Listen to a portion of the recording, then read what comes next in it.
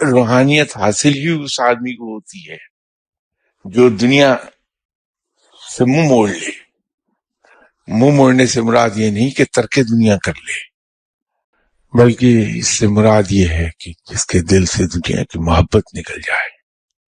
وہ مال و زر کماتا تو ہے، لیکن اس لیے نہیں کہ وہ عیش کی زندگی گزار سکے یا اس کو جمع کر لے، بلکہ وہ اس لیے کماتا ہے کہ اس کے جسم اور روح کا رشتہ قائم رہ سکے، اس کے ڈیپینڈنٹس ایک کمفرٹیبل لائف گزار لیں، اور اس کے ڈیپینڈنٹس کے جو اس پر حقوق ہیں وہ ان کو ادا کر سکے، اور اس کے علاوہ پھر خلق خدا کی وہ خدمت کر سکے اپنی اسی کمائی سے.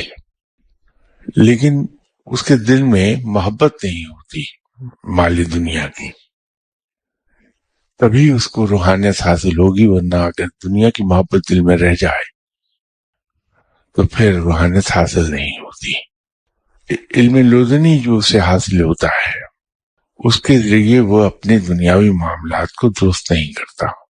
یہاں کسی نشست میں ایک بار ذکر کرتے ہوئے باتوں مختلف موضوعات پر جو ہماری یہاں گفتگو ہوتی ہے، اس میں نے عرض کیا تھا کہ جب ہم کسی فقیر کے پاس جاتے ہیں، درویش کے پاس جاتے ہیں، اور اس سے ہم اپنے دنیاوی معاملات کے سلسلے میں دعا کرواتے ہیں، اسے یہ چیز کوئی زیادہ خوشی دیتی نہیں ہے، بلکہ وہ الجھتا ہے بیچارہ اپنے اندر. کہہ نہیں سکتا اس لیے کہ اسے اجازت نہیں بولنے کی، لیکن وہ بہت الجھتا ہے اپنے آپ میں.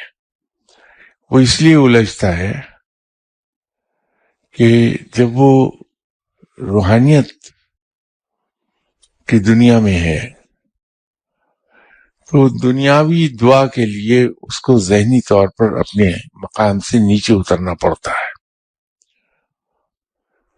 جب اس کو اس روحانی دنیا سے آپ باہر کھینچتے ہیں دنیاوی دعا کے لیے، تو وہ الجھتا ہے.